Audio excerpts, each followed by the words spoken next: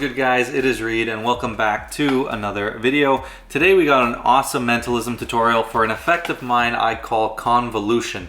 Now, Convolution is a absolutely killer effect. It uses a couple of different principles and something super unique that I would bet you probably haven't seen before in mentalism.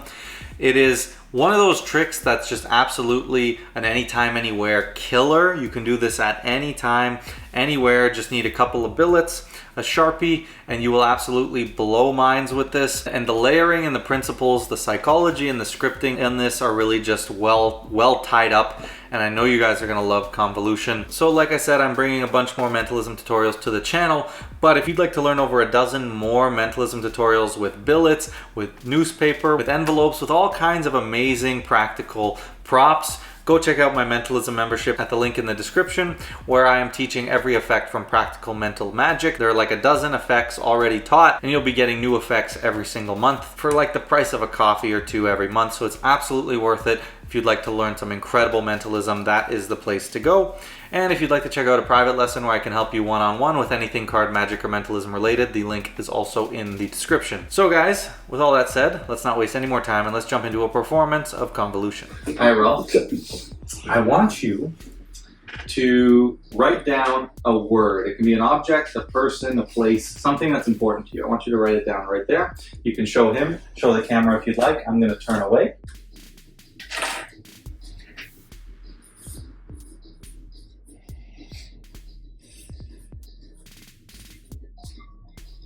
Camera can keep me honest, make sure I'm not peeking. All right, so let me know when you've done that. Yep, all done. I want you to set it down in my hand so the word is facing up. Just the one card? The whole packet, the whole packet. Perfect. Words facing up. You make sure. I'm gonna keep looking the other way, but you can see that there. I'm gonna turn this, and I'll take it here. I'm gonna fold it up. I'm gonna fold it again. There, that's fair. Now we'll put your initials on that for me, okay? Perfect. Now I want you to open your hand like this. Left or right hand? Either one. You're gonna hold on to that tight and keep that locked in, and just keep your word in mind, okay? Now, Patrick, I want you to think of a word as well, something meaningful to you, important. It can be an object, a person, a place, but something that has some level of importance to you. Just one word. Do you have something in mind? Yeah. Okay, now I want you to each think of what you're thinking of, okay? Imagine what this thing does or what the environment is like, and just try to communicate that to me, okay? I'm going to just tell you what I'm picking up on. Now, you don't have to confirm or deny anything, but I see a bit of like movement now, or a bit of like a life form, and that could be maybe electricity or some kind of movement. And I'm not sure who's that. Oh, actually, I'm seeing a bit over here. Yeah, okay. And this thing, the size of it, the color. Think of the color. Seeing a little bit of, it's like black or white somewhere on there. Of like, I think I got it here. Let me try this. Focus on this for me. Okay, I'm gonna go.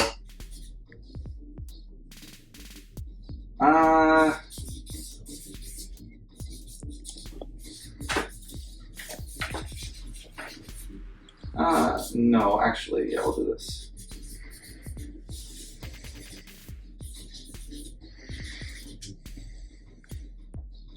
Yeah, I'm gonna make it nice and legible here. Yeah. Okay, I think, not sure, but I think this is it. Okay, open your hand for me. I'm gonna give you that. I'm gonna commit to my prediction. Close that up. I'm gonna commit. All right, I've committed. There's no way I can go back. For the first time, let the camera know what you were just thinking of. All right, I was thinking my mom, Linda. Linda, you're thinking of Linda. Yeah. It's a great choice. She's off camera over there. Okay, now Ralph, I still gotta get yours. Let's see. Okay, again, imagine what this thing does. I get the sense you did go with something important to you. Now, I have a couple of things that come to mind. Imagine like either what this person or thing, if it's living, imagine it. If it's not, imagine kind of what you would do with it. I see like a certain color standing out to me. It might be a bit green. I don't know if that. I see like a green color coming up, but I'm not positive. Okay, I think I'm gonna go for just my gut. I'm just gonna go for my gut here. We're gonna go I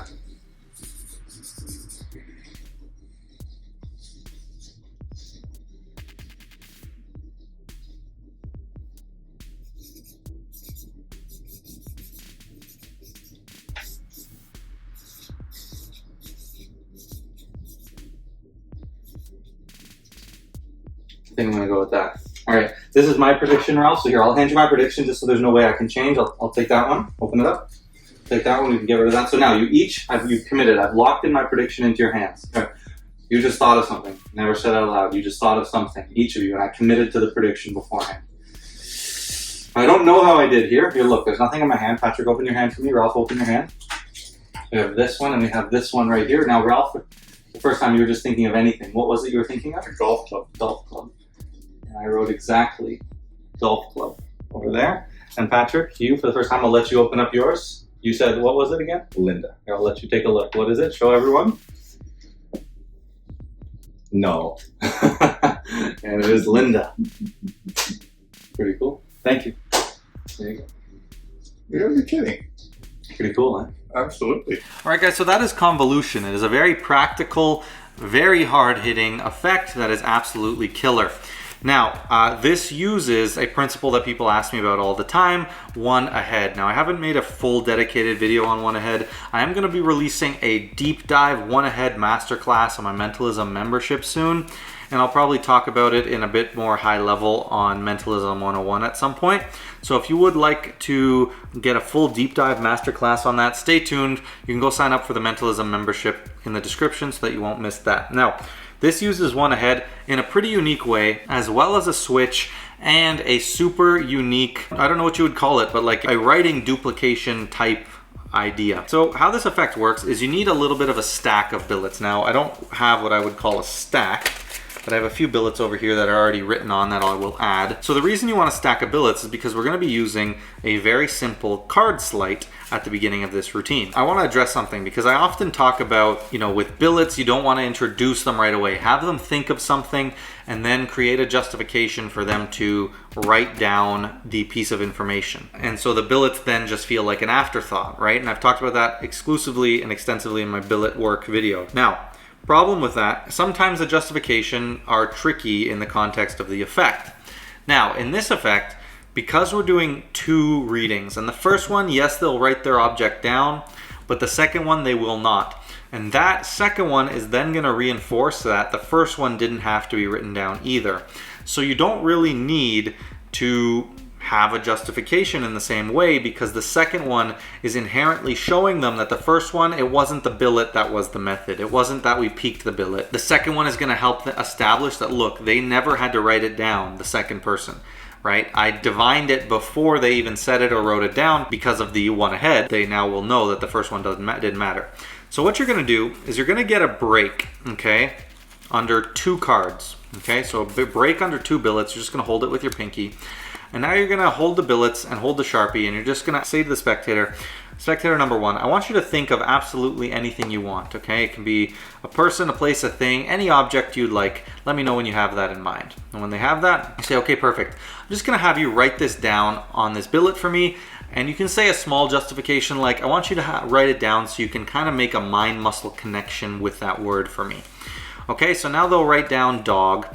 And the key here, guys, the best way that I've found to do this, to keep this as simple as possible, is to just turn your head. So hold the break, hold it in your hand, and just say, here, I'll just hold on to it, and you just write it on here, and I'll look away. Now, if you don't like holding the break and having them write it in your hand, this is just an easy way of doing it. But another fantastic way that solves this problem is to hand them the billet, have them write on it, and tell them to leave it face down on the table. Now you pick it up, and you say, look, you've written something on this billet, and we'll set it down, we'll leave it on the table. As a matter of fact, you can sign it, and all I've done there is a top change. So again, just simple card sleights, but both work well. For this, I'm going to talk about this method. So you keep a pinky break, you turn your head, you turn your body, they sign it, and I think this is totally fine because you're going to do everything with your head turned, and this is pointing away from you. And you don't really need justification. You say, just look, I'm going to hold on to it, you just sign it. Okay, so they sign it, and then you turn over the double, and you set it immediately down and set the stack of billets off to the side. Now you're going to fold this up and have them sign it. So be very careful. You can even do this with your head turned just to, instill that there's no way you're getting this peak while you do this. So I just do it against the table and I quickly fold it like this, and then I fold it over again, and now you invite them to sign it and hold on to it. So think about how fair that feels, guys, right? It's the genius of a billet switch. They have the information instantly on a signed billet in their hand. So they think for the entire routine, there's no way you could possibly see that. What's brilliant is it's actually right here. Now we'll move on to the second spectator. Really take our time with this. This and the second spectator is where we're going to build up and really enhance the power of the first reading because of how clean the second reading is about to be. I look at them and I say, think of any object, and I kind of ham this up a bit. I say, pick something meaningful to you, something that you can really visualize and imagine. Let me know when you have that in mind. Now I'm going to start doing some cold reading. The reason I do that, I want them to feel I'm picking up on something before I go to the billets. Like I'm actually reading their mind, right? The billet has nothing to do with it. So I will say a couple of statements. I like to make a statement about size, life, and color, and I have some Barnum sort of statements for these that will kind of apply to anything.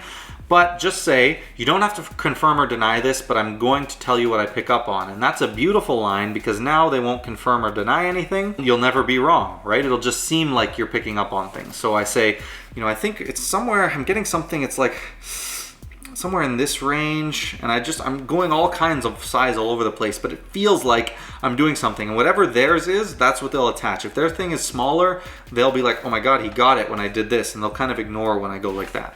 So I'll say, what, it's kind of somewhere in this range. Now, I'm getting some kind of life form. Now, I don't know if this is like living or it could be electricity or maybe even movement. Again, that applies to everything, but it feels like I'm reading and they'll attach to what is true for their object. Then finally, I say color. I see a bit of black or it could be white in this thing somewhere around there, maybe blue, I'm not sure. So I'll just kind of say black and white, and everything's going to have some black and white, and I'll even kind of throw out blue at the end, right? And you just kind of throw these things out, right? And it feels like you're reading them. Now I'll say, what? I think I've got it. And I'll pick up the billet and I'll get my peak. The brilliant thing is, this isn't really a peak. What we're gonna do is we're gonna trace their handwriting, and this is the principle that I don't think you've probably seen anywhere. Well, I haven't seen anywhere, as a matter of fact. But you're gonna take their writing and you're gonna draw over it and make it look different. So the key to this is to scribble and thicken up the letters and kind of change the shape. Okay, so if you have a D, for example, draw in to change the shape of the hole, right? The circle, change the shape like this, maybe make it a bit oval, okay? The G, you can kind of extend it like this, even if you can turn one of these letters into a capital letter, right? I can really change, and then I like to add 2 lines under it, so it really just makes it feel like it's completely different writing, different handwriting. And as an example, if I write dog, here's the before, okay? And now if I just, in my hand, as I'm pretending to read them, and you don't have to do this all at once, but you're gonna kind of do this scribbly. I'm gonna make it a lot sharper up at the top here. I'm gonna make this O a little bit more oblong, or a little bit more like an oval shape. And I'll make the G, I'll extend the tail, and then I'll put my 2 lines. So I'll put a screenshot of the other one beside it, and you'll see how different they look, okay? And again, we're just gonna flash this quickly when we do our reveal. They'll just see, okay, it says dog, and then that's it, right? We're not gonna really spend a lot of time on them analyzing the handwriting. So you're really just tracing what they did, and you do this kind of scribble, you fold it up, and then you hand it to spectator 2, and you tell them to hold on to it tight, and we'll get back to it. Now you emphasize, all right, I've committed. So for the first time, I can't go back, I can't change my mind. For the first time, what is it you're thinking of? So now let's say they say rock. So now this is where we go into the one ahead. We look at spectator number 1, and we're gonna do a little bit of light reading again. And you say, look, you were a bit tougher to read, so I'm gonna come back to you now. Again, I feel your object also has a bit of life to it. I think maybe a bit of electricity. Now you don't have to confirm or deny this, but I'm seeing the color, maybe a bit of brown, blue. Where's that black? I'm picking up on something here. I think actually I have yours too. Now remember, you've never said this out loud, but I think I have an idea. So you see how I do that transition, right? I transition, I don't go to the billet right away, because if they just said rock, I don't want to come to the billet and, it's gonna kind of be a bit weird, but I want to look at this spectator, start to do some reading with them, some cold reading, and then come to the billet, and then write this down, and I'm gonna write down rock. Now make sure you also scribble rock a little bit, right? So that the scribbling is the same on both. So when they see that they're both scribbled, they won't be able to tell which is which, because we are gonna switch them for the one ahead, of course. So make sure you kind of do the scribble writing on both. Keep talking to this person. You know, people who do one ahead poorly, this person says rock, they instantly pick up the billet, they write down rock, and they hand it to this person. No. Do some cold reading, then pick up the billet, and then keep talking to person number one. Say, okay, focus on that for me. Imagine what you would do with this thing. Yes, okay. Right, okay, that's coming through now. Okay, I think I got it. Now, to clean up this effect, we're gonna take the signed one for them. We're gonna switch. I'm gonna say, okay, open your hand. I'm gonna hand you my prediction, which is locked in. I can't go back on it. And I'll take that from you and we'll do a little trade. And I just casually throw that in my pocket and it'll be forgotten about, okay? They will not come back. They will not remember this. There is a world where you peek this. Now that you've committed, you say, I just wanna check, see how I did here. You look, it's blank, but you pretend. You say, I think I might have done pretty well here, right? Or something. But I personally don't like that and I would just throw it away. Now the switch for the one ahead is very simple. You then say, okay, you do your recapping now. You say, think about that. You know, you never said it out loud. You each just thought of something and I've committed to it in your hands. Now open your hands for me and I show my hands and I say, look, they're empty. I'm just gonna take this and I hold them like this. Now, I pick up the one from spectator 1 first and then I put spectator 2 behind it. And then I instantly look at spectator 1 and I just grab the billet from behind that was from spectator 2. And that's how I do the switch. It's just a matter of taking them both in the hand and then taking the opposite one for this person. So this is 2 and 1. I'm gonna pick up 1, 2, and then I'm gonna look at spectator 1 and I'll take billet number 2. And now the switch is good. So I'll say, here, open your hands. You can see there's nothing in my hand. Okay, perfect. So now spectator number 1, what was it for the very first time that you were just thinking of? And they will say dog. And of course, I'll show them dog, I'll flash it, show everyone, and then I'll set it down face down. Again, just to be careful in the handwriting, I'll say, now spectator number 2, you know what? I'm gonna hand that to you, let you open it up for the first time. What is it you were thinking of? They'll say rock, and now they can open up rock. And it kind of feels like it was in their hand the whole time because I hand it back to them and let them do the opening. And that last switch happens almost instantly. And it's absolutely killer. You can see from the performance how all the beats work, how this happens, how I do the cold reading. I think that's a key place. Go watch the performance again and you'll really get this down. All right, guys, I hope you love Convolution. It is an absolutely incredible effect that combines some incredible principles, psychology, and is just a killer worker in mentalism. It works all over the place, anytime, anywhere. Super killer. All you need is 2 billets and a Sharpie, 3 billets and a Sharpie, a stack of billets and a Sharpie, I guess. But I hope you guys like this one. Let me know what you think in the comments down below. If you'd like to learn more mentalism, go check out my mentalism membership at the link in the description. If you'd like to learn some of my best unpublished effects, you can sign up for a private lesson at the link in the description as well. And with all that said, guys, don't forget to like, comment, share, subscribe, and I will catch you in the next video.